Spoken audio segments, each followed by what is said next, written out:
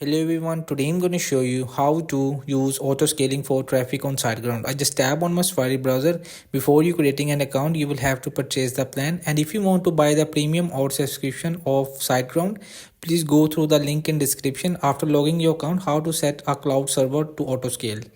So after the auto scale option helps you avoid downtime in times of certain traffic spikes. To activate this functionally, go to your client area, service, hosting, manage for your cloud account. Auto scale tab under the CPU and RAM. Select the how many cores of CPU and GB of RAM should be added respectively when auto scaling happens. So make sure the MBs and RAM you will check, and your cloud server will scale up automatically when reaching 75% usage of the last available CPU or RAM unit, because the server will auto scale every time its resource usage reaching the define their hold. We recommended setting a monthly cap for the drop down menu in the CPU and RAM section.